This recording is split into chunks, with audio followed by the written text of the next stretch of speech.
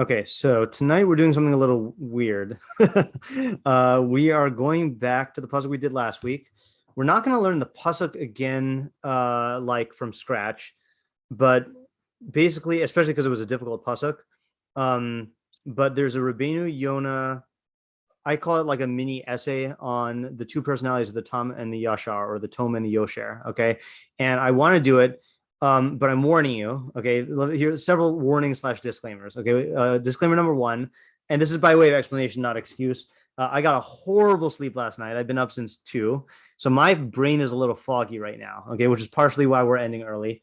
But I'm gonna kind of really count on you more, even more than usual, to like ask questions if something I say doesn't make sense, or if you need clarity on the Rabbeinu Yonah, and to like push me to go further, because I'm going to need it. Hopefully I'll get a second win in a little while, but that's number one. Number two, there are certain like passages in Rishonim that you read and you feel like you understand, and then you come back to it like a couple years later, and then you're like, wow, I can't believe like it was actually saying something much deeper, and then you come back to it a couple years later and you're like, oh, even deeper than that. So that's like a process that occurs in learning. But then there's other stuff where like you have a passage from one of the Mefarshim, you read it through and you get like little pieces of it, and you're like, okay, I'll come back to it in a couple of years and see what happens. And you come back to it and you get a few more pieces, but there's still a lot of difficulty. And you come back to it again, and it's like, okay, I'm starting to get a little bit more. And the thing is that you wouldn't get to that third level of understanding if you hadn't gone through it the 2 prior times, because you'd be approaching it the first time, so it's easy when you're in situations like that, when you're going through and you're not getting clarity, to feel like it's not successful. But you got to remember that you get what you can get, but then you're also like priming your mind to be able to get more out of it on the next pass. Okay. And this Rabbeinu Yonah is in that second category, not in the first category, meaning that the first time I read it, I only got like a few little like sentences. The next time I got a few more. I read it again in preparation for Shiur today, and there are still parts that I don't understand. Okay. Hopefully they'll magically come together when we learn it.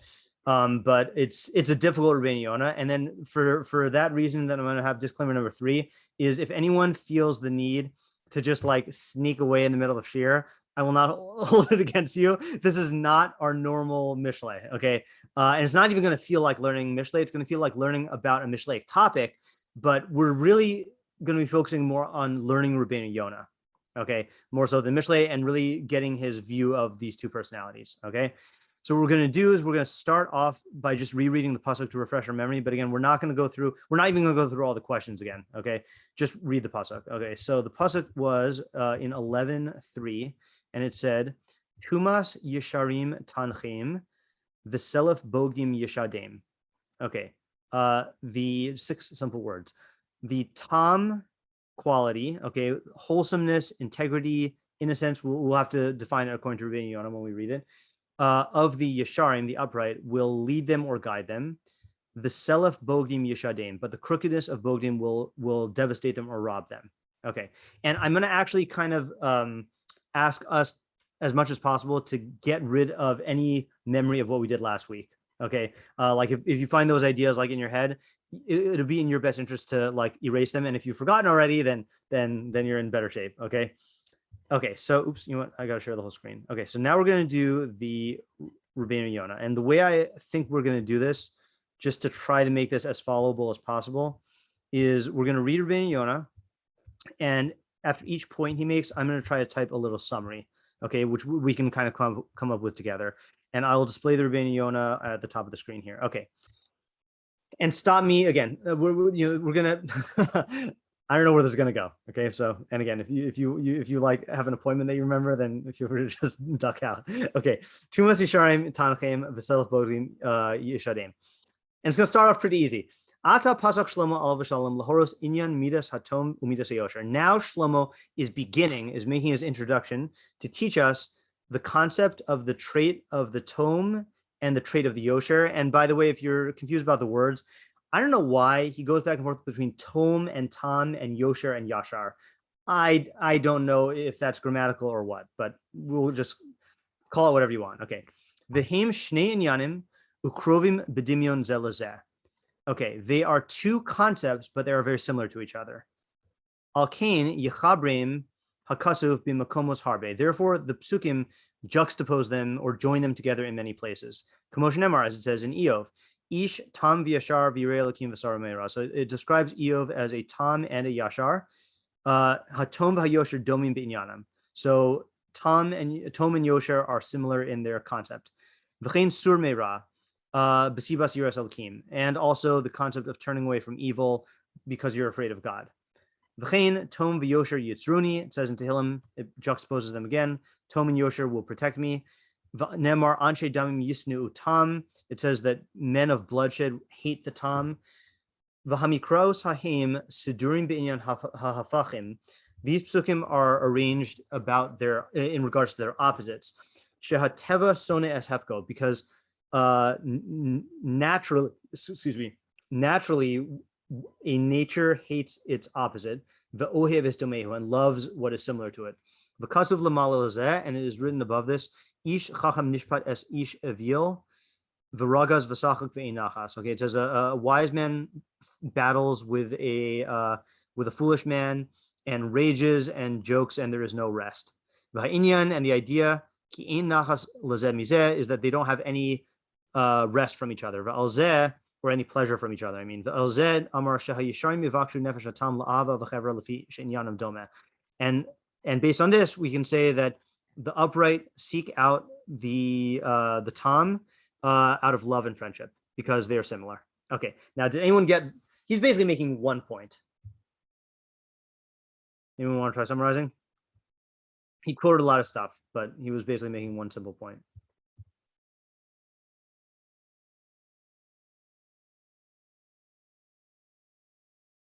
I mean, it sounds a little bit like the Tom has like a fear of heaven. That is true. Hard to tell though, because he kind of only brought that in because of the Eov pasuk that described him as God-fearing, but he didn't really like explain how that tied into the personalities. So his main point was the Tam and the Yashar are very similar, but different. Okay. Therefore, they like each other. Okay. That's all he said. All right. So they go together, and the people who are Tam and the people who are Yashar are going to be buddies. Okay. That's all he said so far. How is this relevant? I don't know. Oh, and by the way, I've mentioned this in the past, but it's going to get difficult reading wise. Okay. Like grammatically, I don't know what's going on. And Rabbeinu Yonah on Avos is very easy to read. On Mishlei is very difficult to read. It could be manuscript issues. It could be like he was writing in a in a more hurried fashion. Okay. This is the most important paragraph though. Okay. Oh, sorry. This one and the next one. This one about the Tam and the next one about the Yashar. Okay. And this is really why I wanted to do it. Okay. The ata avar inyan hatam of inyan hayashar. Now I will explain the idea of Tam and the idea of Yashar. Da ki hatom shlemus midos hanefesh. Tom means perfection of the traits of the soul. Okay, so Tam equals perfection of the traits of the soul. Okay, and don't get too caught up in his use of the word soul here, because he'll explain. The character traits. I'm going to actually specify here the character traits. Okay. He says, Kamoshanemar, as it says, Es halech besam levavi. David Melech says, I will walk with the tom of my heart. Vihine, behold, tire, you will see. Ki habehema asher ein ba mum, that an animal that has no blemishes, tikare tamima, is called tamima, which is from the word tam. Tamim yihia laraton kol mum lo yihia bo. It shall be tamim for favor, no blemish will be found in it. Or para aduma tamima, or the para aduma has to be red and tamima. Okay, why? Or what does this imply about the word? Ki hashlemus habehema, perfection of an animal when you're bringing it as a korban, beheder hamum mibasara, lies in the absence of blemishes from its flesh. Nikres tamima, and that is called tamima. Okay. So he's saying here, for animals, Tam equals free from physical blemishes. Okay, now he makes his definitive move. Umum ha'adam, the blemish of a man, roa midos nafsho, is bad traits of his soul or bad character traits of his soul. Al kain, therefore, yikare mish ein lo mida maguna tamim. Therefore, someone who doesn't have any maguna, any like disgusting mida, is called a tamim. Okay, so I'm gonna write that here, and then let's discuss that. Okay, for humans, tam equals free from soul blemishes, i.e., bad character traits, defects. Okay, so what do you make of that? What does it mean to be free of character defects? And this is kind of opening a can of worms because, like, I feel like we're gonna have to have some definition of mitos in order to be able to understand this definition here, to understand what he means by Tom. And it's someone tell me if Shifra shows up, because Shifra sent me a question 2 weeks ago saying, "What are mitos?" And I was like, "Okay, we're gonna try to address that in Mishlei sometime." But yeah, what would you say mitos are, and what would it mean for a person to have no bad character traits? Sounds like an obvious question, but like, what do you think? I mean, I guess if no one's gonna go, I'll just go with the first thoughts that are coming to mind. Sure. So I mean, the translation of mitos is literally measurements. Correct. Which I feel like lends itself to an understanding that I feel like it's like how the Rambam approaches it, but it's like there's many different like tendencies and emotions and traits that a person has, and like there's a correct measurement that you should have of each of those. Yeah. Also, like, you know, even in each situation, you know, you can adjust to the situation if you want to go granularly, but but there's like an appropriate amount to have. And so taking that to the next step of like what it would mean to like not have blemishes, I feel like a blemish is something that blocks like its intention, so to speak, meaning like a physical blemish would be like if an animal is missing a leg, it can't walk properly, or, you know, so it's, or if there's like a hole in its heart or whatever, then it can't pump properly. So like the traits we have all have like certain benefits and functions that we can use them for. And a blemish of those character traits would be something that would block us from being able to exercise those correctly in the right measurements. Okay. Two excellent points, which I will summarize momentarily, unless someone else wants to add something. I'd rather people say their stuff now. And then, go ahead. Can I add something? Yeah, go ahead. I think it just simply means that for the time, he's just saying that he doesn't have any negative tendencies, meaning like it's not like a positive. It's almost like something that he just doesn't have these. Okay, good. Okay, good. So that's another important point, right? Okay, which is that Tom is defined by the absence of an imperfection, not by the presence of a perfection. Right. And we kind of have to like juggle that with what Zach was saying, which I'll summarize again in a second. I just saw Abigail. What are you gonna say something? I was gonna say exactly that. Like that. I know I'm not sure exactly where it's listed, but there are like people who never did anything wrong. Right. And like at first I was thinking, oh, Tom sounds very much like Mida Hasidut and stuff, but that seems way too positive of a spin to put onto Tom. Yeah. So actually, I'm glad you mentioned that, because about the people who didn't do anything wrong, however we understand that to mean, because I think he's going to get into that in the next sentence. And I want to use that to differentiate. A Tom is not, so we saw when we did this pasuk last week, I think ArtScroll translated Tom as innocence. And I think that is not how Rabbeinu Yonah is going. He's not saying that they didn't do any bad action. It's that they don't have any bad character traits, and therefore they won't do any bad action, which might be what he meant when he said that it's similar to sar me'ra, to like turning away from badness, if you have fear of God. But what you mentioned, Abigail, though, is going to come up in like the next sentence. Okay, so here's what I'm going to do is I'm going to summarize what Zach said, the 2 points Zach made, and then we'll make sure that we understand it before we move on. And my apologies to, quote unquote, apologies to Nava and Brooke. I'm going to summarize something that we talked about in Friday's share. Okay, so just really quickly go through the Rambam's scheme of Deos. Okay, so Rambam has what he calls Hilchos Deos, laws of character traits. The Rambam calls them Deos and not Midos for reasons that I'm not exactly clear on. But his concept basically is, like Zach said, that there's no such thing as a bad character trait. Okay, there's only bad quantities and bad expressions. Okay, meaning any character trait can be used for good or for bad, and can come in handy in the service of God if used properly. Okay, so in the Rambam scheme, basically the way the Rambam conceives of it is you have a what he calls a dea, okay, which we'll say is a trait, and the trait has three basic sectors, okay, an extreme on one end, an extreme on the other end, and then a middle measure, okay, and the two extremes are bad, and the middle is what you're aiming for, okay. And so the easy example I always like to use to illustrate it is with money, okay. So is an extreme personality where they can't bring themselves to spend money even when they need to, right? They just can't let go of their money. And then there's, on the opposite extreme, people who, as soon as they get a paycheck, they immediately spend it and they can't save no matter what. And in the middle, you have someone who we call frugal, who is able to save when it makes sense to save and able to spend when it makes sense to spend. Okay. Another example, just for the purpose of illustration here, is what other example do I like to use? Give me 1 second.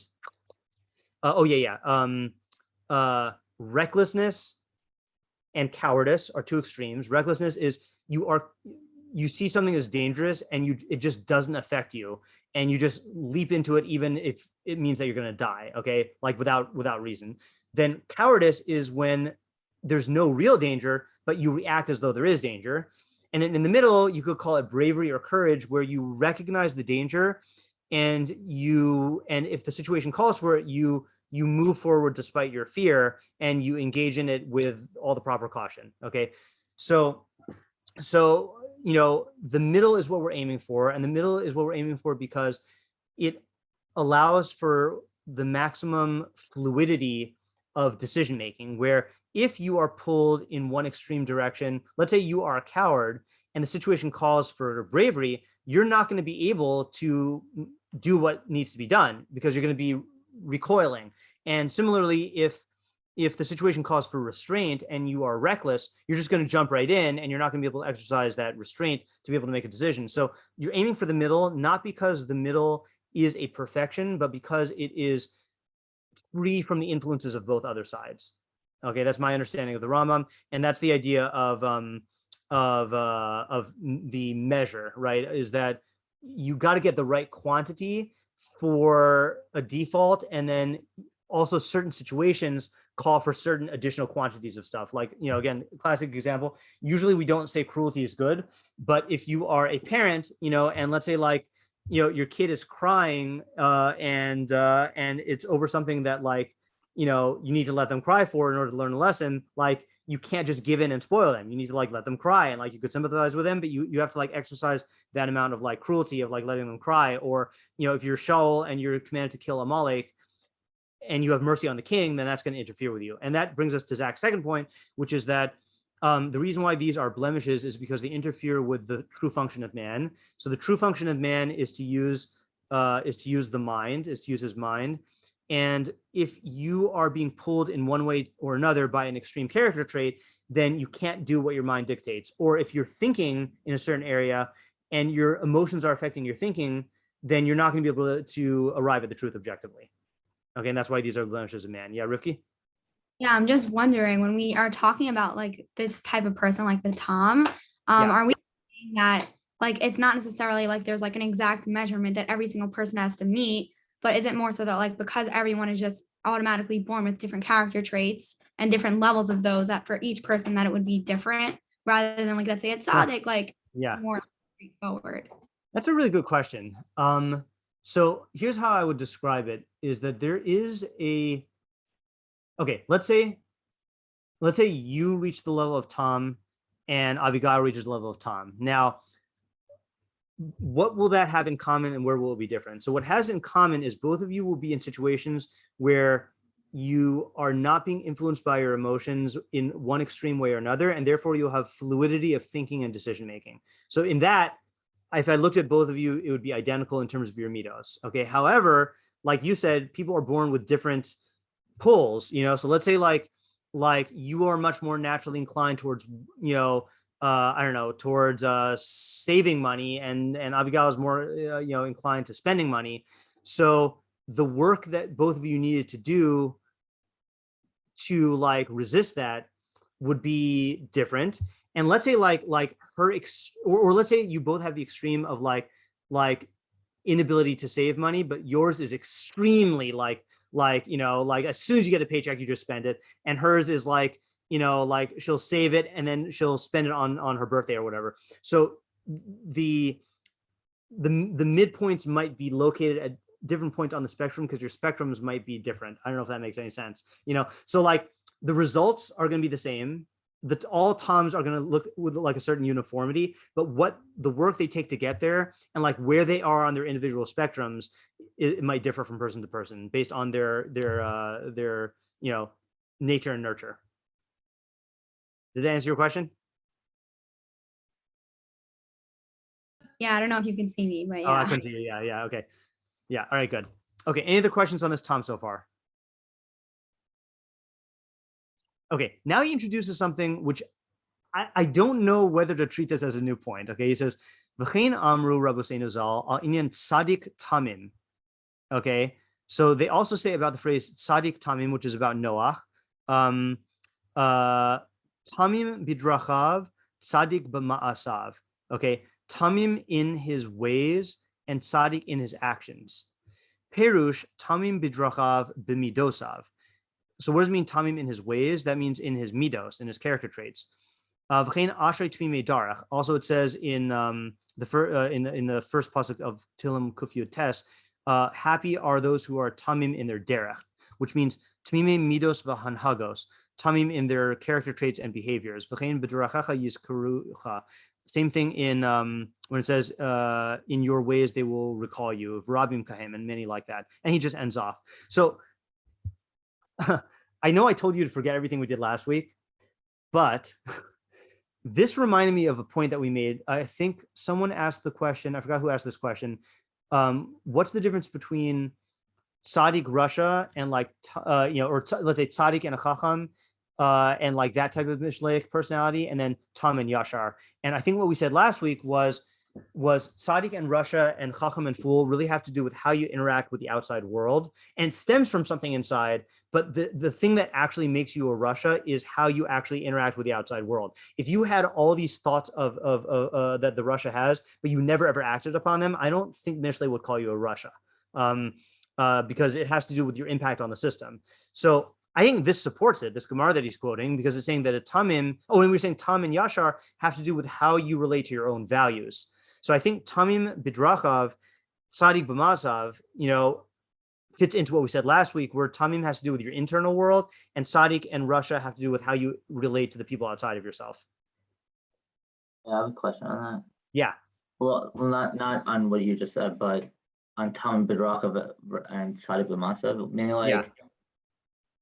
Meaning, if you are, if your lifestyle, is like a Tom, wouldn't your Ma'asav also be a Tom? Meaning, what's the difference in your Ma'asav that makes it a Tzaddik if you're an each Tom?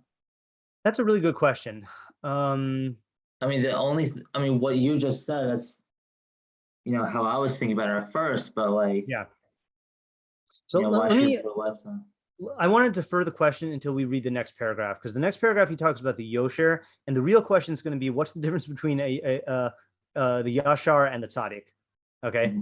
And I think that'll actually answer your question. Just remind me though if I forget about it. Let's just summarize Rabbeinu Yonah really quickly here again. So we have or the points that we made here. Okay, so perfection of midos. Oh, sorry. First of all, Tom equals lack of imperfection, not presence of perfection. Okay, so that's one point. Perfection of midos equals not being drawn by an extreme emotion in either direction not in your thoughts, nor in your decisions. Okay. The Tom is on the Rambam's middle path, where he has maximum fluidity, emotional fluidity, which allows his emotions to go along with whatever his mind dictates. Okay. I think that is a summary of that. Oh, and then there was Zach's second point. Oh, sorry. Yeah, I'm not sure what to. I set out to only summarize the Rabbeinu Yonah, but I kind of want to have our points here in case we need to reference them here. We also said before this, there's no such thing as a bad character trait. Okay, only a bad measure. Okay, every character trait can come in useful and serve a purpose given the circumstances, the right circumstances, but you won't be able to use your character traits properly unless you can think clearly without being influenced by your emotions. Okay.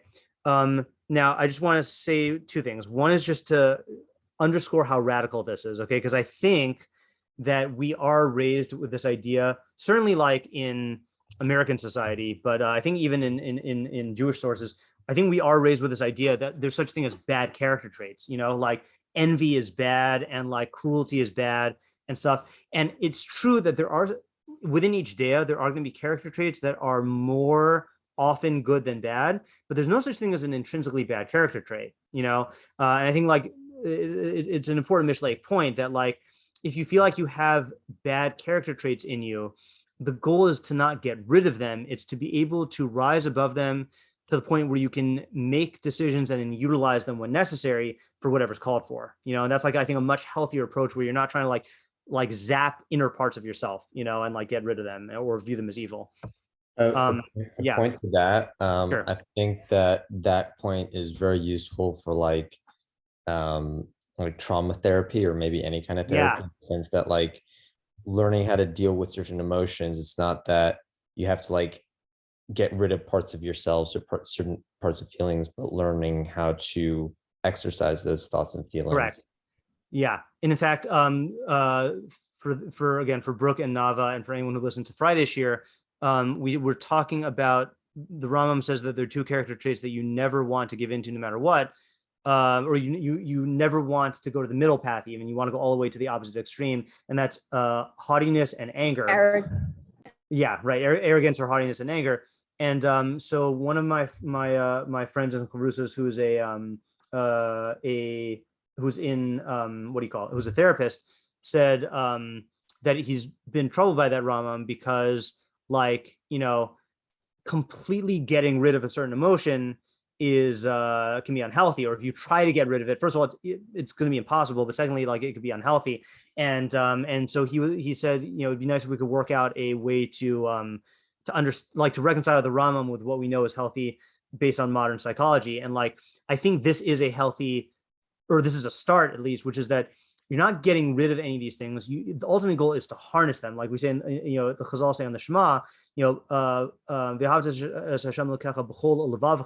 they say b'shnei yitzrecha, with two of your inclinations, your good and your bad inclination, where you're harnessing your bad inclination, what we're calling the bad emotions, the bad character traits for the good. So you're not getting rid of them.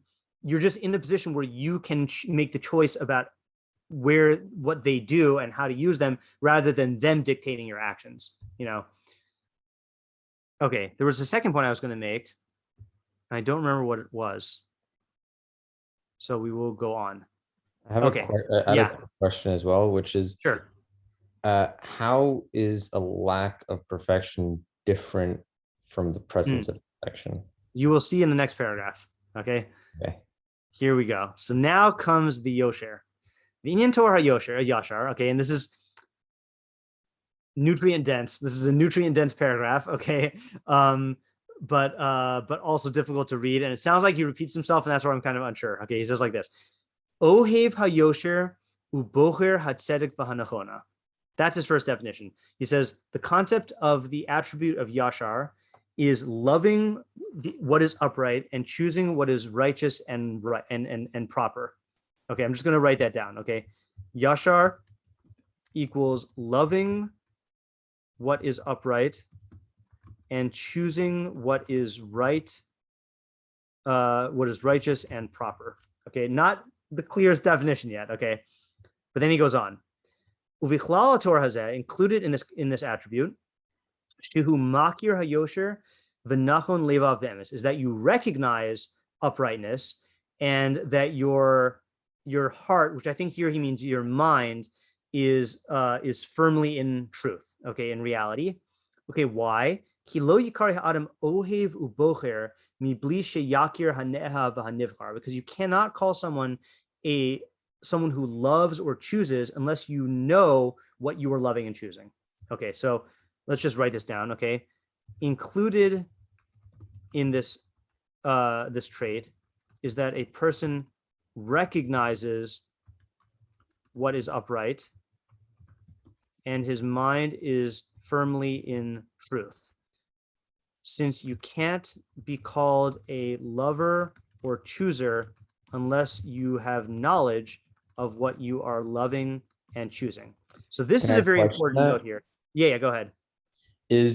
Couldn't a person who is attempting to find out what is right, like couldn't they be considered a person who loves right? Meaning like they don't know yet, they're in the process of seeking it out. Really good question. That is a really good question. I don't know. Can we put that on the back burner until we get a clear picture of the Yashar? Yeah, and sure. Answer your question and Ariel's question.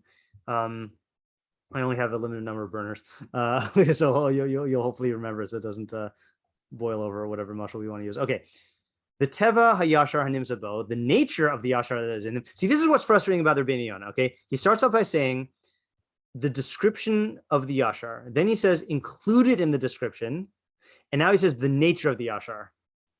I don't know, like it sounds like a multi-layered portrait here, okay? 3D art, as it were. The Teva HaYashar Nimsabo, the nature of the Yashar that is found in him, Kolel Shnei Ele, includes these two things. And I think this is the most important sentence in the entire thing. Shetuchunaso note el hayosher b'chol divrei mechkareha. Anyone know what mechkar is? I don't know if it's a modern Hebrew word also. Mechkar is research or investigation or analysis. So he says that his personality, his traits are inclined towards uprightness in all matters of inquiry or all matters of investigation. V'ta'avaso gamkein el hayosher nota v'nechsafa, and his ta'ava, his desires, his appetites, his lusts are also towards. They also yearn for that which is upright. And then the last sentence of the paragraph, and then I'll summarize. V'hashleimus b'ish, perfection in man, hakoach hachachma v'hakoach hamis'ava l'derech achas, is when the rational faculty or the faculty of wisdom and the appetitive faculty, the faculty of desire, are aligned. He derech hayosher, that is the path of the upright. So let me just summarize here in English. Okay, he's saying the nature of the Yashar includes two things. A, his mind is drawn to what is upright in its investigations, and B, his desires are also drawn to what is upright. And then he says human perfection consists in the rational faculty. I'm a lot of typos today, you can tell I'm tired. Rational faculty, that's chachma, and appetitive faculty, that's ta'ava, being aligned towards the upright. And okay, so let me just try to answer not Ario's, I'm gonna answer Zach's question. So Zach's question was, I don't remember the exact language, but the question was like, what is the difference between the Tom lacking imperfection and the Yashar having a perfection. In fact, why don't you guys, someone answer that? What would you say is really what differentiates, or one or two qualities that differentiate the Tom from the Yashar? I think it's clear now. What's the perfection that the Yashar has that the Tom doesn't have? I mean, based off of what we said about the Ish Tom, if we're just saying that he is, he just lives left with the absence of an imperfection, it seems like the Yashar is not just doing that, but he's, actively finding, what's more just, or what's more appropriate. Exactly. Okay, so if I had to, I don't know if this is the best word. If I had to summarize in one word the difference between the Tom and the Yashar, it would be direction. Okay, which makes sense because Yashar means straight, right? So the Tom has no direction. He's just not being pulled in different, by his emotions this way and that way. The Yashar is inclined towards that which is upright, and he's inclined in both aspects of himself, in his rational faculty, when he's seeking, let's say he's learning, he's going to be drawn to that which is rational, logical, consistent, beautiful in terms of like the beauty of wisdom, harmony. He's going to be drawn in certain directions in his thinking, not by his emotions but by his mind, and then his desires are also going to be drawn towards good things, towards tzedakah and towards chesed and towards consistency and all this other stuff. So that's what I mean by the presence of a perfection, is that and it's not, it might not even be one perfection, it might be multiple perfections. I mean, it sounds like a very high level that he's drawn that way, whereas the Tom is just neither here nor there. It's Rabbi Moskowitz, the term Rabbi Moskowitz would always use for the Tom is evenly keeled, which only this year did I realize is not a phrase. Even keel means like on a what does even keel mean? Like on a boat, right? That it's like is that what keel comes from? I don't really know. Even keel. Let's just see. Emotionally unmovable, kind of. That sounds good. Yeah, characterized by stability or consistency. Yeah. So even keeled is apparently the real term. Rabbi Moskowitz would say evenly keeled. Okay, that's a Moskowitzism. Yeah. Okay. Can I just ask another question? Yeah. So I know you said we should forget about last week, but it's just more of like a memory question. Did we say last week that the Ish Tom is on a greater level than the Ish Yashar? I don't remember. No, we did not.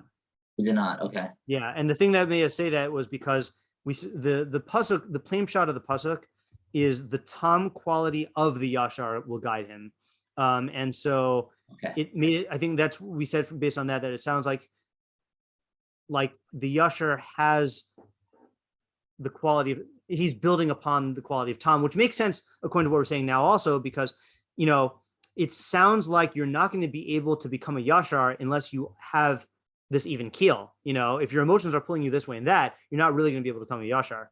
Did that just answer a question, Rifki, that you were going to ask? I saw your hand go up and then down. Ask about like if you had to be a Tom before you can go on to any other level. Yeah, it sounds like it to me that you have to be a Tom before you can become a Yashar.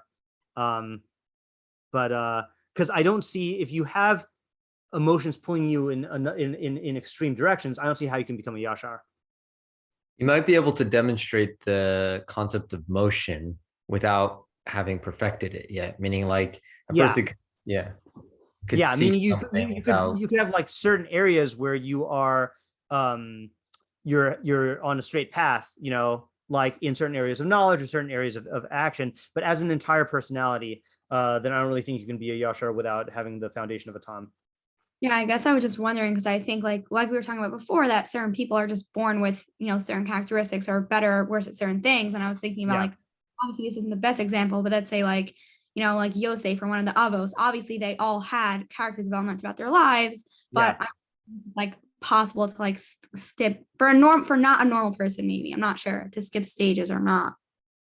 So I think I think the best a normal person can do. Well, he's going to actually talk about how to develop this in the next paragraph. Okay, but I think the best thing a normal person can hope for, which by the time you know this idea and are hoping that it's too late, is hoping that you got the right nature and nurture to be as close to the Tom as possible, so that you could like develop with greater ease and with less resistance. Okay. Any other questions on the basic definitions of Tam and Yashar before we go on? Because now I'll just sneak. Abigail, I don't think he can see you, so you might just want to jump in. Oh. Who? Sorry, what do you want to finish what you were saying? No. Go ahead. Yeah, I could not see. Yeah. In light of the pasuk, like the original pasuk, where it's like the Yashar is trying to achieve some sort of tamness or is striving towards that seems almost opposite to the actual definitions of what like a tam and a Yashar are.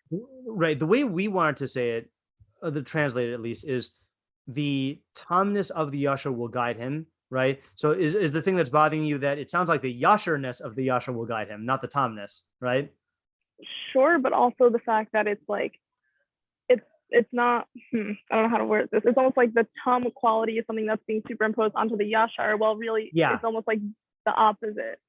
Right. I definitely hear that implication. That I think we were trying, even without knowing these definitions, we were trying to get around that last time by saying, by talking about the tam quality as something he falls back on, that it's there, and usually he's guided by his Yashrus. But then in certain circumstances, he falls back on the quality of the tam. But again, that was with a different definition of tam, where our quality of tam last week, not that we should remember last week, but our quality, our definition of tam last week was a perfection. It was integrity or consistency. This definition of tam is like a blank slate, or fluidity. So it's going to be much harder. Right. We have a much bigger challenge for us than last week. For him to fall back upon the tamness or whatever seems almost like a defect in the Yashar. Right, it's backsliding. Right, correct. Yeah. So we'll have to see what the Rabbeinu Yonah does with the pasuk after he explains his concepts. Can I take a guess? Not yet. Okay, I want to make sure that we get his full picture of the Yashar right now. And for those who have been with us in Mishlei for a while, this is unusual. I know usually our focus is on the pasuk and the Mefarshim are used as tools. Here we're learning Rabbeinu Yonah's ideas here. Okay, so this is hold your pasuk ideas. I know it's painful. Okay, speaking of painful, now he talks about how to become a Yashar. Okay. So first he says a challenge, and this is the part where I don't quite know the translation, because the Rabbeinu Yonah uses the word tolada or toledis in a very strange way. Okay, and I think I know what it is, but I'm not convinced. So feel free to jump in if you feel like you have a better translation. So he says like this: "Aval lo yitachin lekoach hamisave."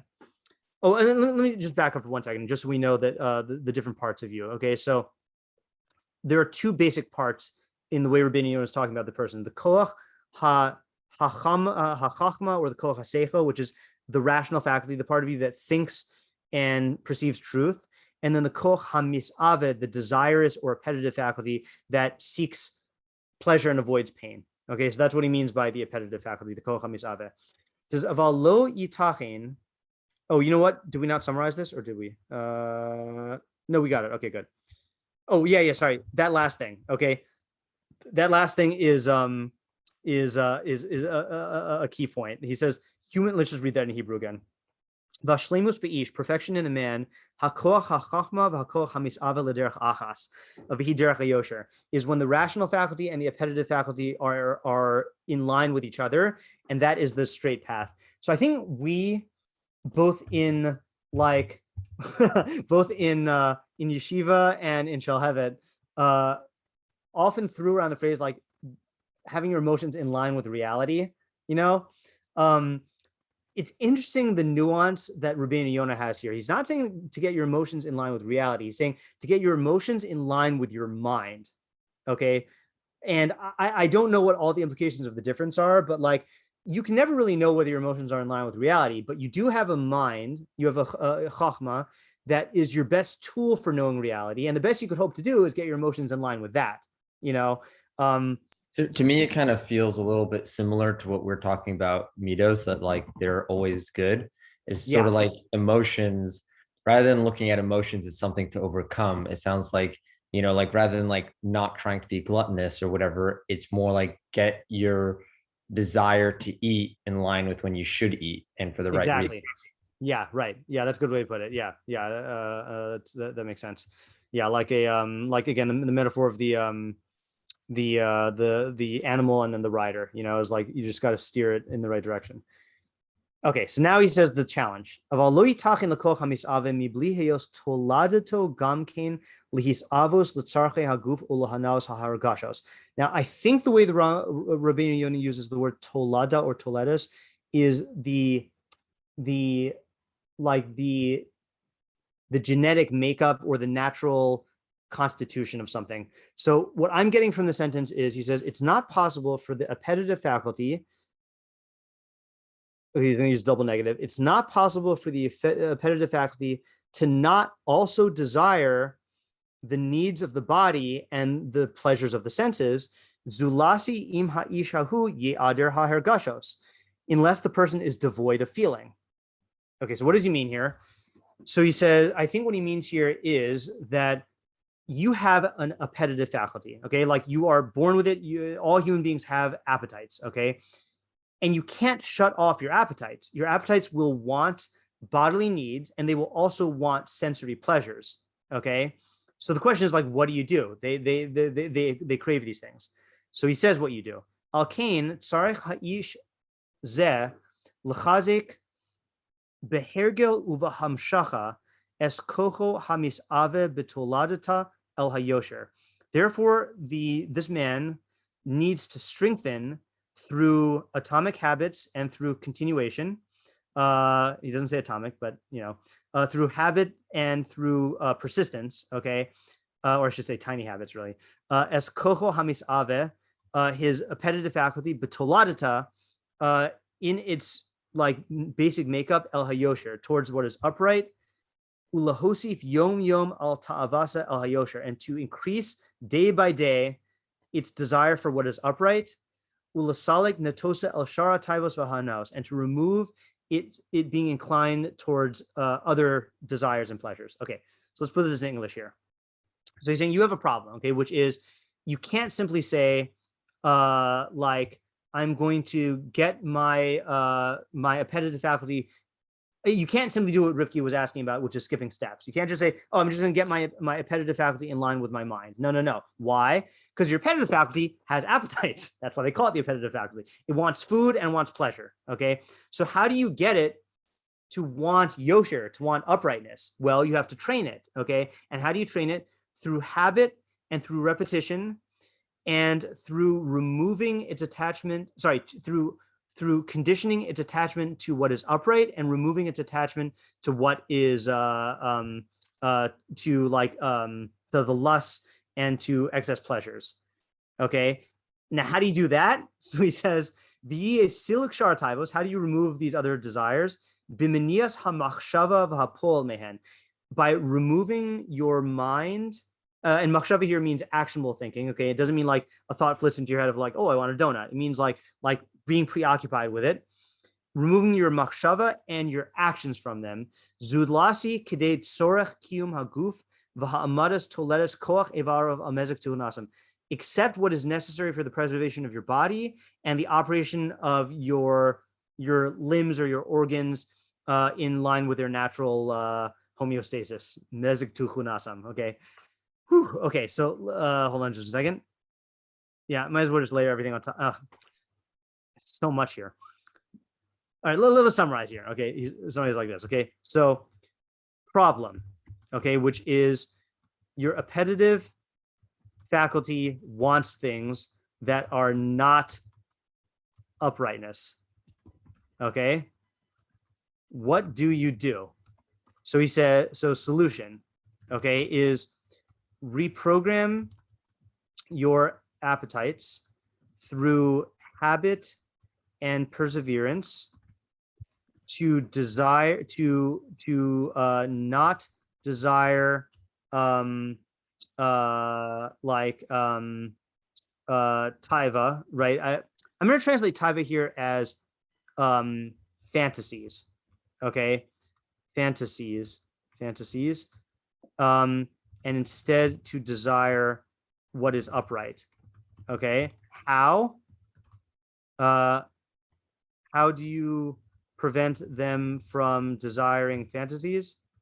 Okay, answer: remove your action, your planning from them, and your planning and your actions and actions from fantasies.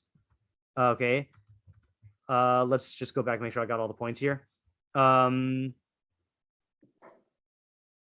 Zulasi K'tei Tzorech Kiyum Haguf Amaras Toleres. Okay. And focus instead on supplying your appetitive faculty with what your body needs. Okay, so in other words, shift from wants to needs. Okay, and certainly away from fantasies. Okay, in action and in planning. All right, easier said than done, I know. Okay, but he's giving us a recipe here. Okay. So he's basically saying read Tiny Habits.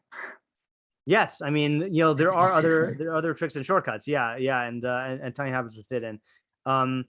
Okay, so then he says, so that's only half the picture, right? That was how you remove the taivas. How do you condition your desires to be in line with what is upright? It says, "V'chein shara taivos b'chozek hatava el hachachma uvahasmadas hacheshek v'hamachshava b'darchei hayosher." So you need to strengthen your desire for wisdom and your persistence of desire and planning in ways of uprightness. Az tishbos tavas hahanos v'hirtas es chapateha. Then your lust for these pleasures will be put to rest. V'yizgaber chayvetz hachachma, and your desire for chachma will overpower you. V'yasigu elav shar chavatim v'lo yasigu elav shar chavatim, and all of your other desires will not overpower it. Kasher noda ki kol chavatim lo yishvava. Once you know that none of your desires can compare to it. Okay, so again, easier said than done. Okay, let's just add here. Reminds me of something I heard Rabbi Fader say once, which is before you say it, I just want to get this onto paper because my brain is not working so well tonight. Hold your thought. What was I gonna say? Oh yeah, how do you get your appetites in line with wisdom? Is exposure therapy, and expose them to wisdom and ways of uprightness until their desire for wisdom and uprightness overpowers their desire for other pleasures. Okay, again, easier said than done, but I think I know how. I mean, I can explain how Mishlei does that. Yeah, Zach, what were you gonna say? I was just gonna say a little footnote that kind of went along with that. That I think I heard Rabbi Fader. I don't know where he was quoting it from, but that they say that when like a person is feeling overwhelmed by like his taiva, he should drag it or himself, I wasn't sure exactly, to like a base medrash, and that will like that's how a person that's a good quote from Chazal. Yeah, that supports it. Yeah, so I think we have to learn enough Mishlei though to understand how Mishlei does this. Okay, what's Shlomo HaMelech's strategy for taking your emotional desires for pleasure and then rerouting them to attach them to chachma? Well, is it possible to say that like understanding that like a unrestrained desire hurts you? So like if you can truly understand how that hurts you and understand how like controlling it appropriately helps you, then that like naturally flows into better control over those desires. Correct. So that's one way. Am I frozen? Oh no, not anymore. Okay. Yeah, one way is realizing that if you just follow your desires, then you're going to end up getting hurt. Okay, and then there's another way, a more positive way, which is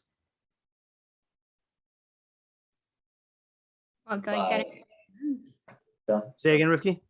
Getting rewards based off of your actions. Yeah, is that basically if you follow chachma, you'll get everything you want, and you'll get it in a better way than you would have gotten it if you just gave into your immediate desires, And again, this is what I call, Mishlei's advertising strategy here, which is if you look at how Mishlei advertises chachma, he says, yeah,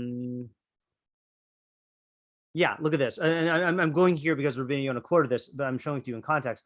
Ashrei Adam matza chachma, Adam yafik tibuna. Happy is the person who has found chachma, and the man who can derive understanding. Ki tov sachra mischar kasef. Its commerce is better than the commerce of silver. Umecharutz tuasa, and its produce is better than fine gold. Yakarahi mipninim. It is more precious than pearls. None of your desires can compare to it. Orech yamim b'yamina. Length of days is at its right hand. Besmola osher v'chavod. In its left hand is wealth and honor. Its ways are ways of pleasantness, and all of its paths are peace. It's a tree of life to those who grab onto it.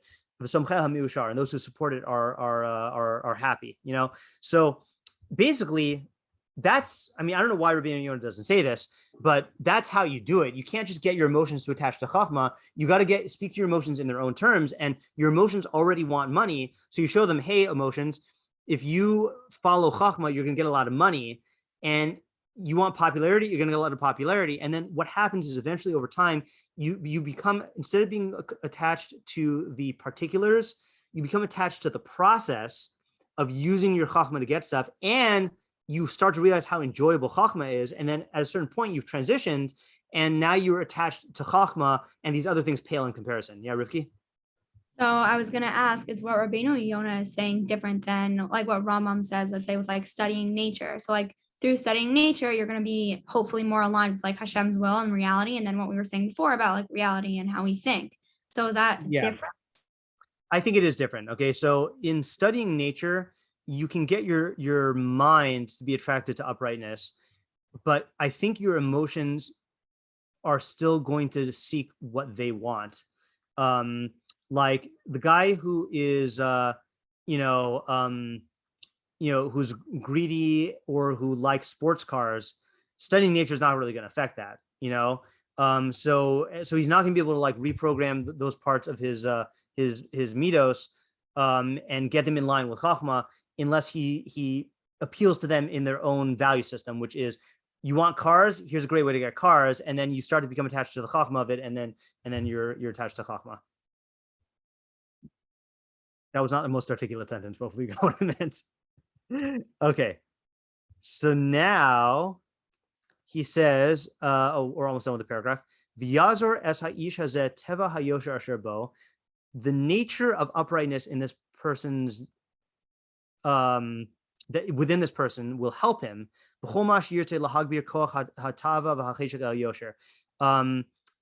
more he wants to, in everything he wants to overpower the appetitive faculty with towards the uprightness. And again, I know I do this like every other shiur. We got to go back to that Rambam that I love quoting here. The Rambam in Hilchos Tshuva, Perek Vav. We're going to do it again. We're going to run it back. Most underrated Rambam in all of Hilchos Tshuva. Sorry this is taking so long. It takes a while to load. In fact, you know what? We're just going to go to Machon Mamre because I think that website loads faster. Okay, Hilchos Tshuva. Again, context here. Oop, Google thought I was talking to it. Context here is psukim that seem to go against Bechir. In fact, I'm not even going to read the whole thing. I'm just going to read the punchline. Right? This is the Rambam in Hilchos Tshuva, Vav He. He says, God placed in man the capacity to learn and to understand. This trait is in every person. The more a person is drawn in the ways of wisdom and righteousness, he desires them, same word as Rabbeinu Yonah, and seeks them. This is what the Chachamim meant when they said, one who comes to be purified will be assisted. He will be assisted in the matter. So that's what the Rabbeinu Yonah means when he says, Ya'azor es ha'ish hazeh teva hayosher asher bo. The nature of uprightness that is in every person will assist him b'chol ma sheyirtzeh, whenever he wants, lahagbir koach ha'ta'ava v'cheshek el hayosher, to like cause his appetitive faculty and yearning to desire uprightness. Okay, so you got God's nature he implanted, the nature he implanted with you on your side, which is the more you involve it in Chachma and Tzedek, the more you'll desire it, and it'll be a virtuous cycle. Okay, so let's summarize this, and then Ariel could take a crack at interpreting the pasuk before we read Rabbeinu Yonah's interpretation of the pasuk. Not just Ariel, but anyone. Okay, so he says, that, what was the last point here, which is that, oh yeah, Mishlei's method is show your emotions that they can get what they seek, they could get the pleasure they seek and avoid the harm they fear if they just follow the mind. Eventually, they'll become attached to wisdom, both as a means to other pleasures, as the supreme means, as the supreme means to other pleasures, and as a source of pleasure in and of itself. That's when they'll be fully on board. And then you got this last thing, which is man by nature is hardwired to seek wisdom and righteousness the more he pursues it. So in other words, there is a natural momentum when you become involved on this path. Okay, when you embark on this path. Yeah. Okay, any other questions on that? That brings us to the end of Rabbeinu Yonah's like presentations of Tom and Yashar before he, and the next part, last part is going to be him interpreting our pasuk. Okay. All righty. So let's go back to our, oh, sorry, hold on. Oh, one more sentence. I don't know why this is here. V'hayosher kola midos hatovos, ki hamidos hatovos heim hamidos hayasharos. Okay, Yosher includes all good midos because good midos are upright midos. So I think actually here, before we go on, he says Yosher, hold on a second. Yosher includes all good midos. So I think we can now answer Ariel's question. Again, I forgot how Ariel asked it, but what would you say now is the difference between a tzaddik and a yashar?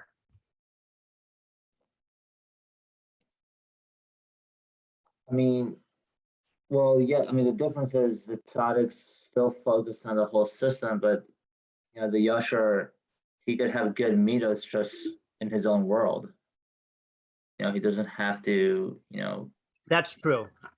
Oh, okay, good. So that's one point. So one thing the tzaddik has going for him that the Yashar doesn't have is that the tzaddik studies the system and has a grasp of this, of what the system is. Now, the Yashar is going to be better able to understand the system when he puts his mind to it, because his mind is oriented towards what's rational, but he doesn't necessarily have knowledge of it. You know, he'll just be really good at figuring it out. You know, like there are certain people who are, for lack of a better term, like, you know, good organizers, you know, and a tzaddik is like that with all systems of justice. You know, the Yashar will be poised to be a good organizer of systems because he'll learn them really quickly because his mind is really functioning at peak capacity, but he doesn't have that knowledge. That knowledge is not part of what makes him a Yashar. It's the mitos that make him a Yashar and the direction of his mind. Okay, that's good. Any other differences between the tzaddik and the Yashar?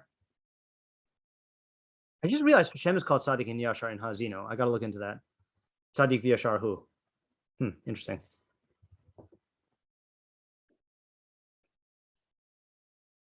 Who did you say is called that? Hashem. Yeah. So, I mean, I think that our intuition last time is supported here that tzaddik and Yashar are not on two different levels. It's just two different axes. You know, that the tzaddik is a definition that is about how he relates to the system, and the Yashar is how his own internal world of mitos. And a good tzaddik will have this quality of Yosher, and a good Yosher will be a tzaddik. You know, I think they do go hand in hand ideally, because you want all these good mitos in order to be a tzaddik, and you also want the good mitos to have an effect on the outside world. But the definitions are two different things. Okay, so now let's go to our pasuk. Anyone want to take a stab at how Rabbeinu Yonah might interpret this? Should we have a thinking minute? Yeah, in fact, you know what let's do though? Before we have a thinking minute, let's do a Rabbeinu Yonah translation. Okay, how would he translate it? So, Tumas Yasharim Tanchem. So, the even keeledness of those whose minds and emotions are upright will guide them, but the corruption of traitors will devastate or rob them. Now, obviously, we haven't seen what Rabbeinu Yonah says about the second personality, but this is how you would interpret the first half. Okay, let's take a minute to think.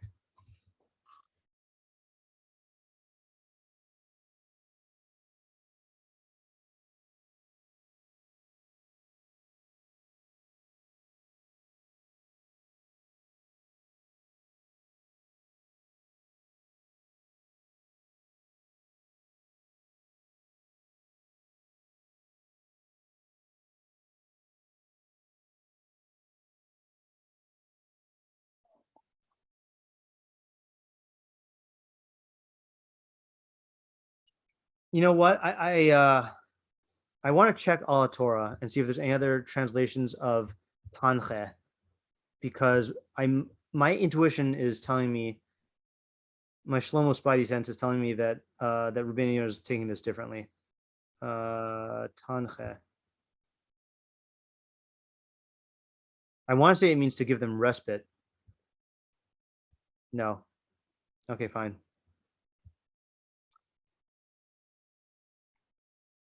Okay, anyone have anything? Ariel, I guess you got first crack if you still have your idea.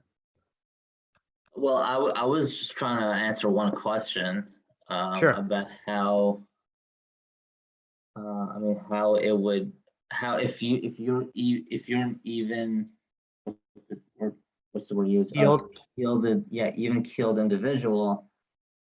I'm sorry, I have to organize my thoughts. I'm a little tired. That's fine. Yeah. Anyone else?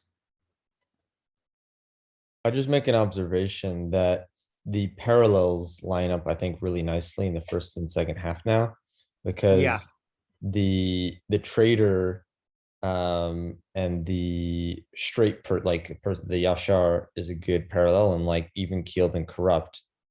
It just seems a lot more even now looking at it. Yeah, definitely. Yeah, so let's start with that then, right? That the corrupt means that you do have extreme emotions pulling you in different directions, right? And the Bogeid is going to not, I mean, what would you say the simplest definition of Bogeid is if you're treating him as the opposite of the Yashar? Maybe that what he's drawn to shifts. Okay, so I guess it depends on how far on the extreme you go. For example, like I think I've used this example before from Rabbi Moskowitz. Like, what's the opposite of hot? Well, it depends on what you're talking about. If you're talking about beverages, then then maybe lukewarm is the opposite of hot. But if you're talking about, like other things, then maybe cold is the opposite of hot. So is the opposite of Yashar going to be someone who is just like, what was the term you just used, Zach? How do you describe him? It like changes their goals or something. Yeah, like inconsistent or what made me say that as opposed to saying like they seek the opposite of uprightness is that he's saying traitor. Traitor to me implies some change, Right. And I also think that another indication that might be support what you're saying is we can't make him too bad. Okay. In other words, we can't make him into a Russia, not just because it doesn't use the word Russia, but because if we're right that the whole pasuk and the whole concept of Tam Yashar is talking about your internal world, then it has to be, Bogeid has to be defined by like what's going on inside, not like doing harm to others. Well, I mean, maybe you could say that he's just twisted, meaning he's just twisted with his internal feelings or his internal. Can you explain? It's really just the opposite. What? Can you just elaborate what you mean by twisted? Yeah, I just mean that, like the Tom is an individual who's even balanced, but the person who's twisted, he just doesn't have, he's not even. He's just always fluctuating one way or the other. Well, here's the thing. I mean, really, there are 4 possible personalities. Okay, there's the Yashar, the Tom, the person who is not a Tom, and then the Bogeid. So the question is like, in other words, I guess this is the question. The question is, are there 3 personalities or 4 personalities? Is it that the Tom is in the middle, and then you got the Yashar on one side and the Bogeid on the other side? That's what the pasuk makes it sound like. But then the Bogeid would be the opposite of the the Bogeid would be the opposite of the Yashar. Maybe I just talked myself into it. No, it's that I think there are Or four. I'll tell you why, because the other way is like I can see the concept of an anti-Yashar, that his mind is drawn to warp things and to and not towards what's upright. Like the way that the Rabbeinu Yonah described the Yashar is his mind and his emotions are Yashar and in line with each other. So the Bogeid could either be someone whose mind and emotions are not in line with each other, or it could be someone whose emotions and mind are aligned in some negative direction, which I don't know what that means. Wouldn't it make more right?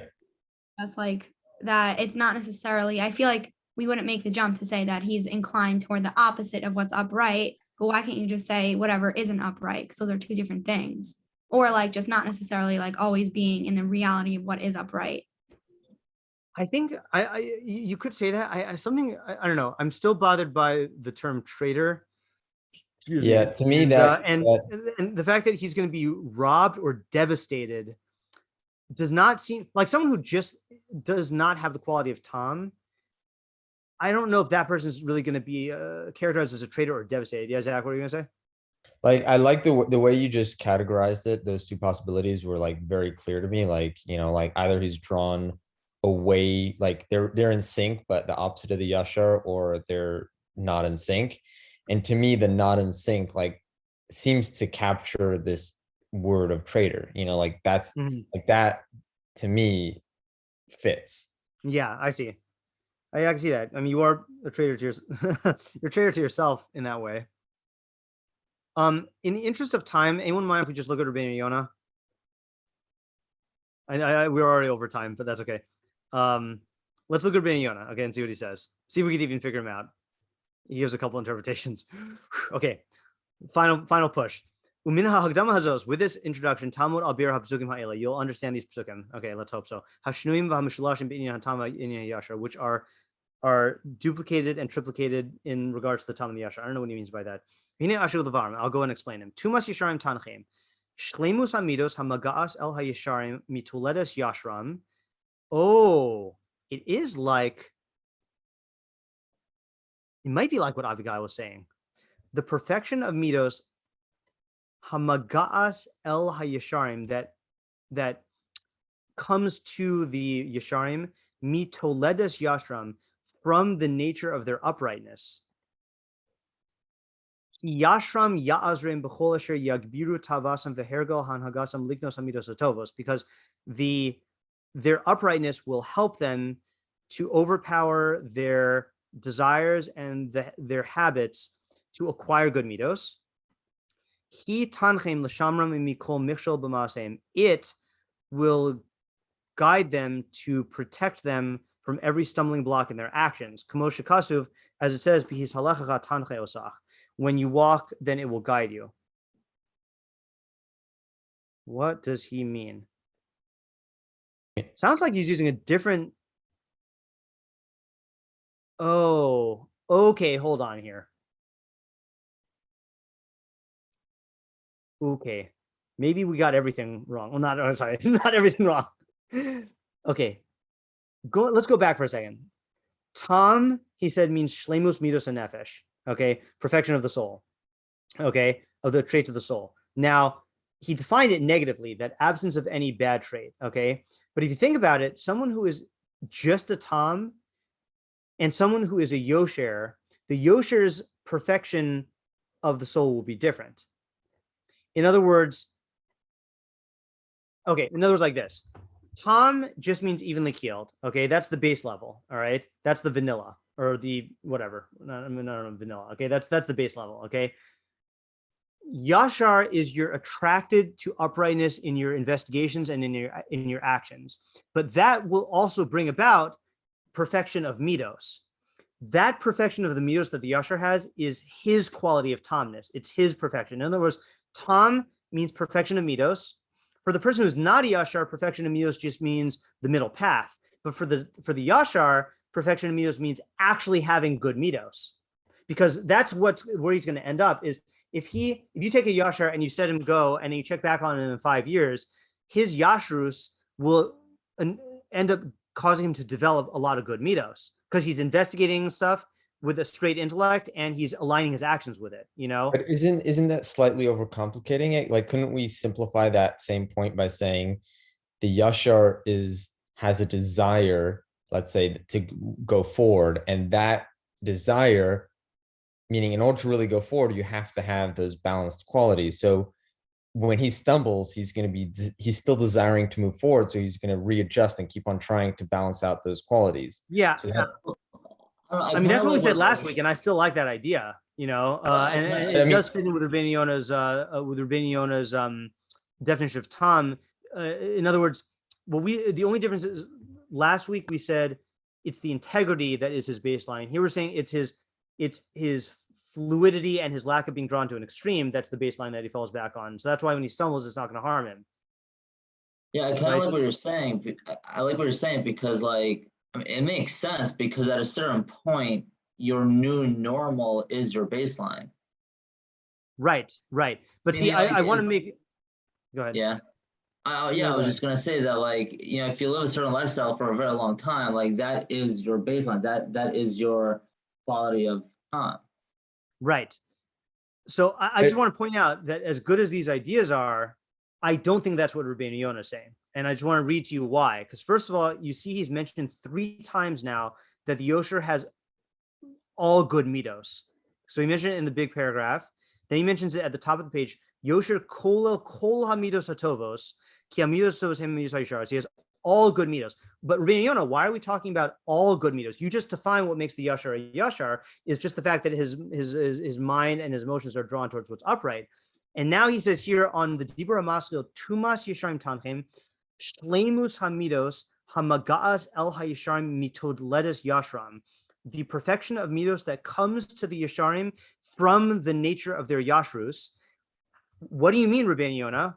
Ki Yashram Ya'azrim B'chol Asher Yagbiru Tavasam V'herga Hanagazim Liknos Hamidos Hatovos.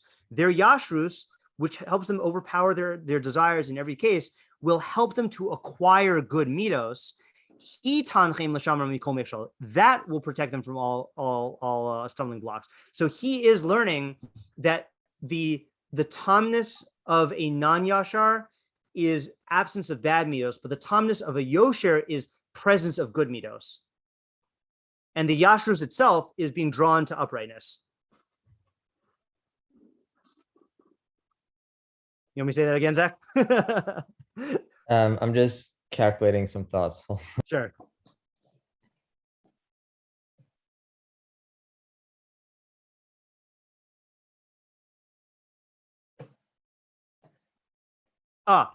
His next parish is saying what Zach said. He gives another parish, but I don't know if I want to move on until we get this one. But I think he does say what Zach was saying for this second parish here. Mind you, we haven't gotten to the second half of the pasuk yet. Let's just read the Rabbeinu Yonah, okay? Let's read the Rabbeinu Yonah, and then we'll see if we get together. Perush acher, another explanation, and again, I think this is what you were saying. Tumas yisharim tanchem enam tzrichim litroach lahanchos tumasam. They don't need to work hard to guide their tamness. I don't know the context. Their tam quality will guide them. Tamimus is easy for a yashar on the derech. That's like Ariel was saying, how it becomes like your second nature. You know, like for us to become a tam is really hard. Okay, we have to work at becoming a tam. For the yashar who's working on the yashrus, being a tam is easy. That's like his natural state. You know, that's where he started off with. You know, so. And he quotes a pasuk to support it. V'das l'navon nakel. Knowledge for the navon is easy because the navon is someone. So for the chacham, becoming a navon is hard. But if you are a navon, then the knowledge itself is very easy because that's like your baseline. Yeah, what are you gonna say? Sorry, if my connection chokes, I'll switch networks. But the issue I have with this reading, which was the issue I was having with my thought beforehand. So if it is similar to what I was thinking, the problem I was going to point out to it is it seems like it's saying the opposite of what Shlomo is saying, because here it seems like saying the Yashar quality will save the Tom, meaning like when you struggle with your Tomness, the Yashar will help you get further ahead. And Shlomo was saying the exact opposite. Right. That's what was bothering Avigail. That was her question. And that's what was bothering me when I was wondering, can the word Tanche mean something different? You know, it sounds like he's using it in a different way. Right now, what's that? What are we translating that as? Guide them or lead them. And those were the only translations that All Torah had when I looked. Lead or guide.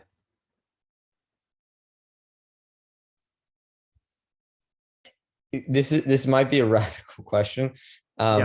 Is it possible to say that Shlomo's literally talking about two different people? Like you have a person who's a Yashar, and like having a friend that's a Tom will be beneficial to them. I think that is radical. Yeah, because Tumas Yesharim is the, I mean, it's the Tom quality of the Yesharim. Yeah, I'm not going to accept that. I mean, and look, you could say that that's why the Rabbeinu talk about Rabbeinu Yonah talked about how they're good friends, right, in the very beginning, but that's not what he's saying here. Yes, here he uses the phrase again. Going on, loving what is upright and recognizing it. Tisakin es kol hamidos, will fix all your midos when you pay attention to them, when you monitor them. Vatmimus hamagaz min hayosher tanche es baleh, and the tmimus that comes from the yosher will guide its possessor. He really is learning it that okay. Let me tell you what he's doing. I think I see it very clearly now. He's saying Tom means perfection. Okay. So there's perfection before you are a Yashar. If you are just described as a Tom, that means you have no blemishes. Okay. But that's not a positive quality. And that personality does not show up in our pasuk. He's reading Tumas Yesharim as Shlemus of Yesharim, the perfection of Yesharim. And what is the perfection of Yesharim? It's the good midos that they get from exercising their Yashrus. That's what he says here. Love of what is upright and recognizing it will fix all your midos when you supervise them. And the perfection, again, you just substitute midos with perfection. The perfection that comes from uprightness will guide those who possess it. Vaselef and corruption, shu hefech hayosha, which is the opposite of uprightness, hanimsa betoledas habogdim, which is found in the nature of the bogdim, yishadim vichalem, it will destroy them and wipe them out. Ki lo yasigu derech midarche anachocha, they will not attain the proper path. Adasher yasiru haselef mikiram, to remove the corruption from their innards. V'yishlachu yad b'mida hahi masos osa mishara shaha. I don't have no idea what that means. They'll send forth their hand in this trait to lift it up from its roots. No clue. Okay, well, this is like really hitting ideas. Okay, good. Okay, so there's an idea I've actually talked about with friends before, where like, as we gain awareness of like the ideas and goals of like improving self, and let's say a person gains awareness of like a flaw they have. Yeah. There can be this overwhelming sense, let's say, of despair, or like, how could I ever, like, this is something I have now and this sucks, and like, what am I ever going to do about it? Yeah. But if a person then works on it and changes that in themselves, that flaw, now, even if they come across a more difficult imperfection within themselves that they discover or like gain awareness of, yeah, the fact that they changed even one thing within themselves successfully will now be like a huge benefit to them, because they'll look at that and say, like, I was able to change something myself. Now I know for a fact that's possible and doable. And like, that'll be like kind of like a guide for them now in the future with anything else that they're trying to change in themselves.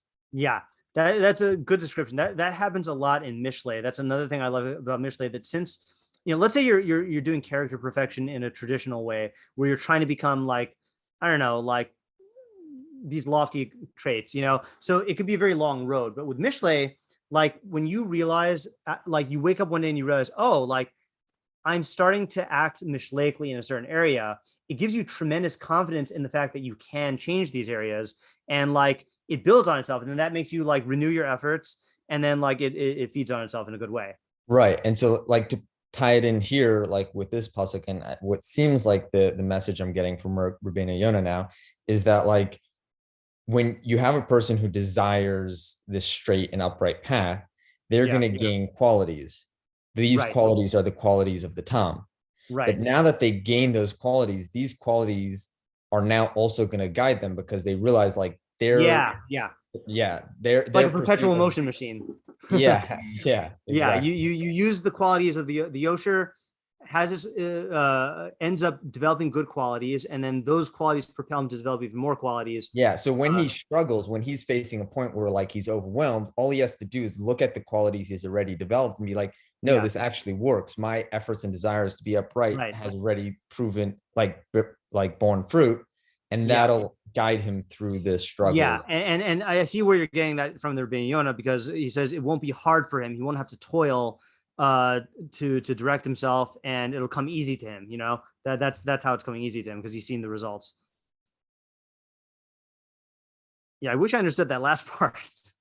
The Can corruption you read that last part again? Because I'm just going to say it in English as I move the mouse over. The corruption that's for the Bogeid, which is the opposite of Yashar, which is found in the character in the nature of the Bogeid, it will destroy them utterly, because they will not attain the proper path, which would allow them to remove the corruption from themselves. And this is the last part I don't understand. And they will send forth their hand against this trait to lift it up from its roots. I just don't know what that means. Oh, could it be that instead of being in line with this idea of mitos that we talked about, that like it's a measurement, that like a Yashar will have, let's say, anger or hate, and like recognize that like they need to know exactly where to place it in their psyche, or like contextually, but a Bogeid will think, oh, I want that out completely, and they'll try to uproot it, and that will devastate them. That's really interesting. I mean, it sounds like he's saying they're going to try to send forth their hand to uproot that midah. Right. Meaning like they see something they don't like, they see anger or whatever, like I don't want that at all, or any other character trait, and they just want to uproot it completely without trying to find the correct measurement. Yeah. The only thing that I'm not sure about, I think that is a good reading of that last part. The thing I'm not sure about is he says Seleth is the opposite of the Yashar. So it sounds like he's saying, if he defined the Yashar as your mind and emotions are both oriented towards what is good and true, sounds like he's saying Seleth would be where your mind is oriented towards what is false and not good. And he's saying that trait is something that they're going to try to uproot. Wait, sorry, can you say that? I didn't follow the. So Seleth is the opposite of Yashar. Yashar he defined as the quality of is the traitor, corruption. Is corruption. Okay. Yeah, like you were explaining it again. I like your idea, but you were explaining it like the Bogeid trying to get rid of their particular bad mitos. He seems to be saying they're trying to get rid of their corruption, but because they are not a Yashar, then they're going to end up destroying themselves. Okay, so let's go step by step. So we have a corrupt person who's the opposite of a Yashar. Yeah. Okay, so can we continue from there? Yeah, corrupt person is the opposite. Well, no, see, actually, I'm not even sure if that's the case. Hold on. Corruption is the opposite of the trait of the Yashar. Okay, and which would seem to be that the Bogeid is the opposite of the, it corresponds to the person of the Yashar. No, the Yashar has his inner quality of Yashar, and that was the thing that led to all those good mitos. The Bogeid has this inner quality that's the anti-Yashrus, the anti-Yashar, that's called Seleth, and then that's going to destroy him somehow, and it seems like it's going to destroy him because he's not on a path that would allow him to correct himself. In other words, like he's going to be on a vicious cycle, like it's like you watch people who are involved in self-destructive lifestyles, and like that lifestyle is not going to lead to anything that's going to pull them out of that lifestyle. You know, the Yashar is involved in stuff that is going to even help him even more, like engage in that lifestyle, you know, like, like people who are involved. I mean, I know this is not an example of a Bogeid, but like people who are involved in a life of crime, there's nothing about a life of crime intrinsically that will, from the criminal activities, will point you to a way that makes you realize that the criminal activities are not good. You know, like if anything, you're only going to get out of there if you got like a horrible consequence and you have a wake up call. You know, but like just like the Yashar, the more he involves himself in his Yashrus, the more that itself teaches him good midos. You don't have that phenomenon with someone who's an opposite of a Yashar, you know. And that's the opposite of the Chazal statement, the one that the Ram quote, Habalatai or Messiah. One who comes to purify himself will be assisted because of that natural inclination towards justice and right and wisdom. They Chazal also say Habal Latame Messiah. Someone who comes to make himself impure will also be assisted, you know. I guess part of what right now is like, why not say it's the absence of Tomness in the trader leads to devastation. I'll tell you why, because again, we read it wrong, because the Rabbeinu Yonah defined Tom in general, not the Tomness of a Yashar. So then we were thinking of the pasuk as the Tomness of a Yashar, but that's not what it means. He's saying it means the perfection of a Yashar. It's the achievements, right? So like the way we're the achievements, before, right? The gains. So these achievements of the Yashar will guide him, and the lack of these achievements for the trader will devastate him. Like to me, no, I don't think it's just the lack of achievements. I think it's the bad mitos that they've accumulated from this quality. Okay, so how did they accumulate these bad quality, the bad mitos from these qualities? Because their mind is attracted towards distortion and towards their appetites. Oh, so that they develop, so to speak, they develop personalities that help foster their appetites. Exactly. Yeah, that's a great way to put it. Yeah. Right. So that really is the opposite then, right? Is that what we're seeing here? See, I think this is why maybe Rabbeinu Yonah characterized this pasuk as an introduction to the time of the Yashar. This is really setting forth. There are two like paths. Like there's the path of the Yashar, which is self-perpetuatingly good, that it just keeps on netting him more and more good mitos, which reinforce this, and he's like, going to be ever upwards. And then there's the Bogeid, who is on this path towards the taivas, through his emotions, his desires, and all the distortions that cater to them, and he's just going to get more and more distorted, and it's going to lead to more worse mitos. Yeah, I really like where we're at right now. I have two questions. One of them I have an answer for, like a general unpolished answer. The other one I'm still don't know. So the question I don't know the answer, like I don't have a thought to, is why no, it answers them both. Interesting. That's cool. Okay, the first question is why say traders? Yeah, like that seems confusing. Yeah, it's weird. Actually, I'm iffy on the answer for that one. And then the second one is why devastate / rob them. Yeah. And so I'll start with that one because that may partially answer the first one as well, which is that, like, why are they going to be upset? Meaning, like, they're not even on the path of the Usher. So why should they be so upset that they're not following that path? And I think it's the answer, and it needs to be fleshed out a little, is that their goal is to satisfy their appetites. Right. But by doing so, they're going to develop all these qualities that are going to make it more difficult for them to achieve and satisfy their appetites. Right. Yeah. So in their framework, they're very unhappy. They're not getting what they want. Exactly. And they can't even see that that's what's causing them to do this. Yeah. Right. And so I feel like maybe that also is a bit like a trader, because like they're they're supposed to treat themselves well, right? That's their whole lifestyle, and they're not even treating themselves well. Yeah. Right? They're a trader to their, like, if someone promised them what they're promising themselves and then didn't make good on the promise, they would call that person a traitor, and that's them. Yeah.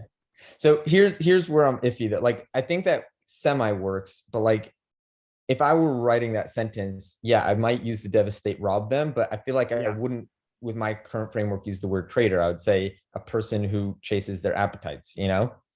Right. Yeah, it's a okay, well, okay. Actually, hold on just one second here. Yeah, it is an interesting way of describing them because Yashar describes the perfection itself, and Bogeid describes like the result, you know. But yeah, I'll tell you how I just want to try this out. How I would translate Bogeid here, okay, is self underminer. Okay. Right. I think that's like a more accurate description. They're undermining their ability to get what they want, you know. Yeah, Yeah, that's good. That definitely makes it a smoother read. yeah. Okay, so let's just I think this is really good. Let's just summarize what we have and then call it quits for today. But this was really good. This went a lot better than I thought. And I know it was a tough ride, but this is again, this is like these are two personalities in Mishlei, like that we now have at our arsenal that we're gonna get to develop and work with. I don't know if the next immediate pasuk can deal with this, but like it's exciting. I don't know. I'm By the excited. way, I happened like to look at some of the past things we did, and I realized Yeah. that I think at least Tom was mentioned. Yeah, once. Yeah. We saw that I think last week. Yeah, I think we saw that last week briefly. We looked it up. We weren't sure because I do remember reading this part of that Rabbeinu Yonah. Yeah. Okay. So the way we have it now is not the even killedness of those whose minds and emotions are upright, but the perfection, the perfection. Achievement? What was that? Like the achievements of Yeah, of those of the Yashar of those whose minds and emotions are upright will guide them to acquire even more good mitos and achievements.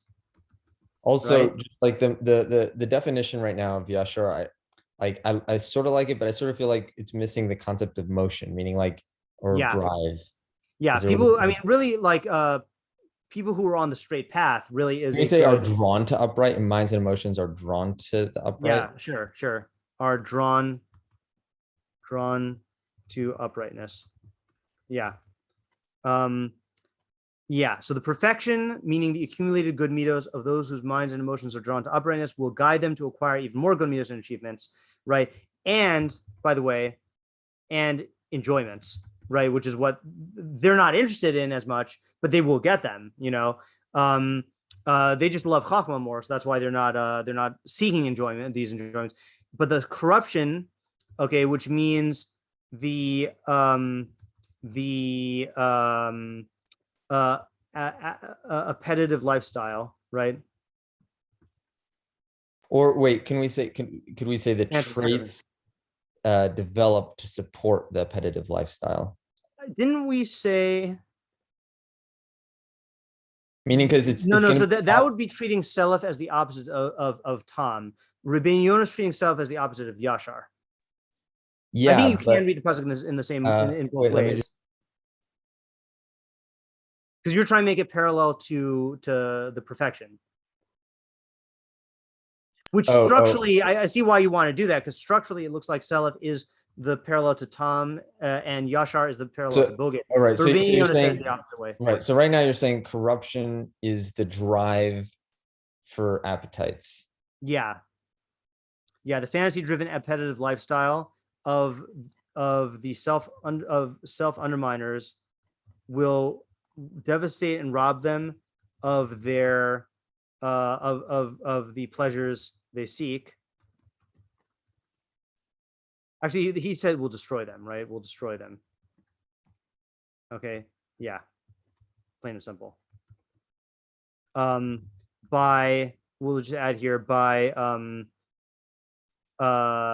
causing them. You had a really good turn of the phrase to express this idea of like develop even worse mitos. I don't remember what you said.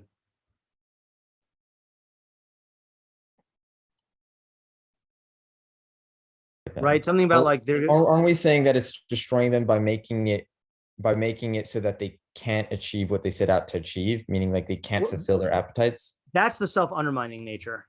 That's what we're calling them, self-undermining, right? They're self-underminers, i.e., they don't give themselves the goods that they set out to obtain. That's explaining why they're Bogeid. But the destruction is like actual destruction, Rabbeinu Yonah said, because their mitos lead to these bad things, you know. So okay, so what was the bit? Did we explain then the bit about the uprooting from the root? No, and in fact, you know, I saw when I was turning the page there, that phrase is a phrase from Yechezkel, which might mean that he's quoting it as an idiom or just as a poetic thing, which I'm not prepared to look into Yechezkel right now to see what that is, but I'll try to look at it tomorrow and post it in the Mishlei after party chat. Okay, so should we just review that final translation? Yeah, so the final thing that we have here is, you know, it's like I made this into a translation / interspersed commentary. So Tumas Yesharim Tanchem, the perfection, which means all the good mitos that are obtained by the Yashar, by those whose minds and emotions are drawn to uprightness. Okay, which means that since they're drawn to uprightness, they're going to constantly be developing good mitos, and it's going to be a self-reinforcing process that will guide them, right, to develop even more good mitos and achievements and enjoyments. So that's ever upwards in terms of their personal development and in terms of their enjoyment in life.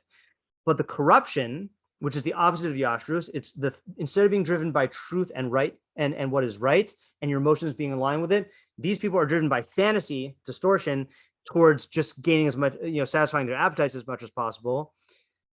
Of the self-underminers, that's Mishlei nodding at what happens to them is that they will not get the good that they seek, but even worse, it will actually destroy them because their mitos will get so bad that it's just going to drive them to make these repeatedly self-destructive decisions, and they'll actually, like, you know, end up destroying themselves. And that's what he said. That's why he did not interpret Yeshadim as depriving them. He says Yechalem is it will destroy them. And it will destroy them because they will develop even worse traits. Yeah, and it'll just be a downward spiral.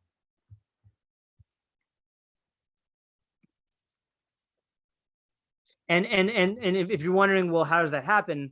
I mean, it's interesting. This pasuk is taking for granted the Mishleic reality of like Chachma gets good results, and you know, foolishness, and you know, is gonna get consequences. The chiddush here is that, see, this is a big difference.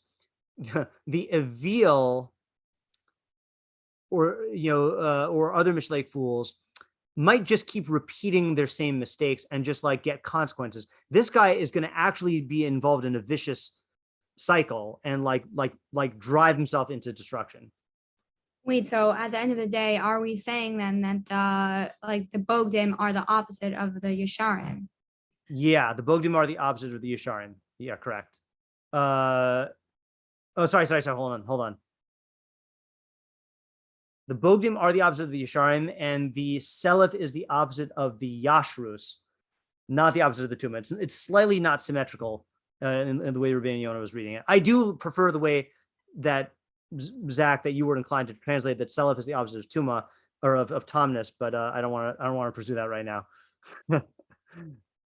Okay. But in a way, we get that element now at the end, like the destruction. Yeah. How is that destruction occurred? Through Correct. The opposite of Tomness. Right. Yeah. So maybe the destruction is the opposite, like that's where the symmetry comes back. Yeah, right. That's true. Yeah, the baggage of all these bad mitos that are just driving them down versus the benefit of all these mitos that are like the balloons on the house of the guy from Up that are just like, you know, lifting them up there. Yeah. Okay, so I am impressed that everyone who stuck with us this whole time. That was a workout. That was almost twice as long as I intended to go tonight, but we had to go to the end, and we had to get it, and that was good. So now we've got these new personalities here, and we'll see where that leads. I don't even know if the next part is about Tom and Yashar, to be honest. Next pasuk is Yeah, it doesn't talk about Tom and Yashar.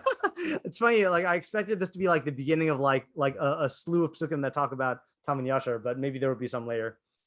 Okay, but at least Well, we there's got new it. channels in the brain now, so Yes, that's true. That's the important thing. And like Ryan Moskowitz says, this is a good, again, Ryan Moskowitz would always say, and partially because he had a bad memory, but he would say, if you see an idea clearly once, then it will affect the soul. Meaning that like this idea, to the extent that you see it clearly, it is going to affect you, and you might forget about it, but it will affect your intuition, it'll affect your decision making, and then every time we review this idea in various forms, it'll like tread on those paths and then like wear them down more and more and more, and then we'll be able to use them. Yeah. Okay. all Until right. next Thank time. you so much. Thank you. Have a good night. Thank you. Good night. Bye.